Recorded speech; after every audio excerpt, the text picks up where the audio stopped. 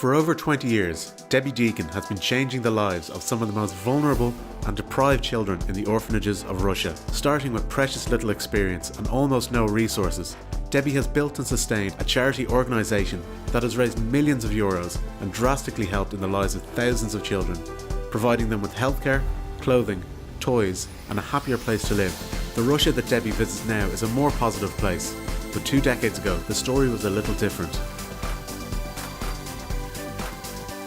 When I got off the plane actually in Minsk, I drove for 7 hours through a forest to get to the orphanage. It's like being in a fairy tale. It's a beautiful country, and until we got to the gates of the orphanage. That takes your breath away, because I was a very ordinary mother, still am, and I had kids the same age as those children. So getting out of the car and walking through the gates of an orphanage in 1998 in Russia was definitely, it took my breath away. There wasn't a dry mattress, there wasn't a working toilet, there wasn't a light bulb, there was no mirrors, there was no photographs on any walls.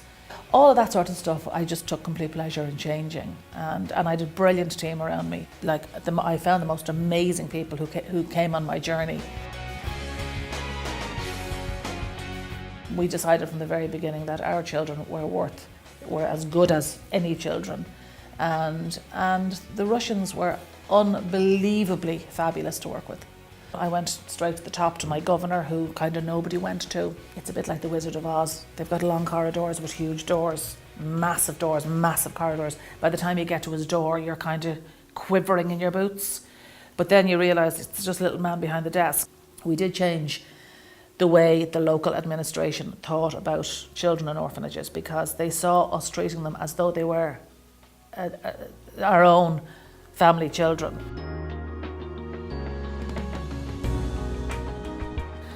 And so I picked up the phone to the Late Late Show and I asked, could I speak to Pat Kenny, please? Thinking about that, I thought that's what you did. So Pat said, well, look, can you talk? So I said, yeah, I can talk. So I went on the Late Late Show on Saturday night. And we made promises to those kids that we would be back, and we will be back. So if we can get carers or money, we would be delighted. And at the same week we launched the charity, and it was called To Russia With Love. My job then is, I suppose, if you're the CEO, your job is to hold it all together as the glue. So you're working with Russians and Irish and different types of people, different views on children. Over the years, Debbie has worked tirelessly and dedicated her life to improving the lives of the children in Russian orphanages. She has become a media personality and has spoken in front of hundreds of thousands of people.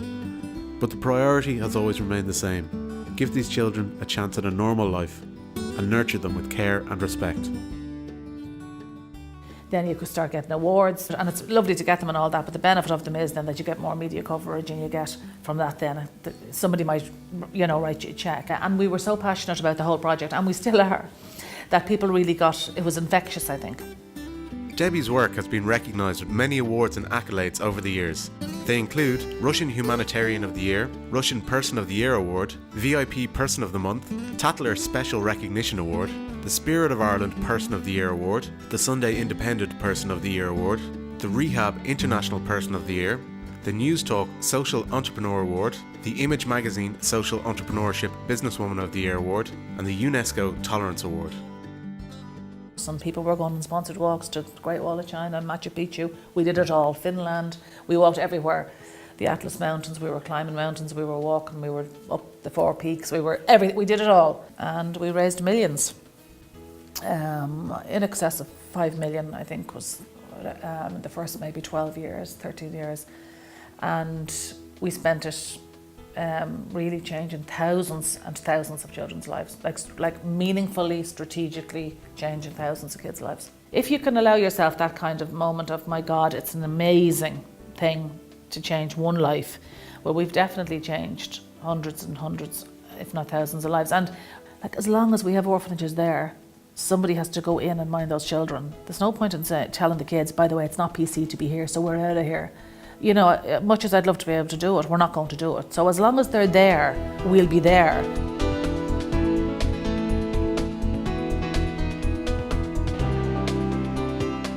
I never took my foot off the pedal, really, in 20 years. Really, ever. It takes massive energy. You have to have massive energy, and you really have to have a huge sense of, I don't know, humanity. You really have to believe that you're making a difference. Debbie uses her problem-solving and caring attitude to help others, using her spare time to coach people that need a push in the right direction. And what I love doing is I love when people are floundering. And really what life coaching does is it really, it gets people to come round to where they want, it really focuses their mind on goals and change, and gives them, a clearer path, which is what we've been doing with teenagers and children for 20 years. So it's really, I don't mean easy, but it's completely second nature.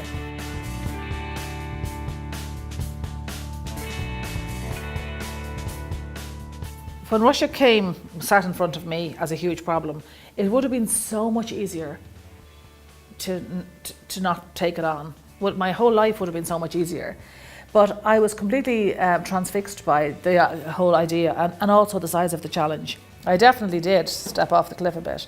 And you just have to do that. You just have to say, okay, I'm going to take that risk and do that thing. And I'm completely and utterly in my element. And I have completely and utterly found my purpose in life. And I'm so lucky. And I think I'm not surprised there's 158,000 books on Amazon of people trying to find their purpose, because it is a bit like finding the Holy Grail. I just think if you can change your life, do it. And if you love animals, go and work with animals. If you love painting houses, go and paint houses.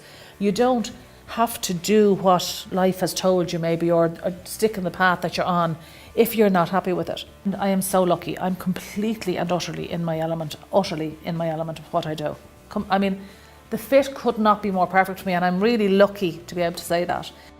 Debbie has the power to take on major challenges, manage teams of multi-D experts, drive a team with passion, hard work, kindness and resilience under extreme circumstances. Her recent Irish project is driven with the same passion and desire for change. She can advise anyone, motivate any staff, individual or corporation to do the same. She will advise you how to find your purpose in life as she has found hers.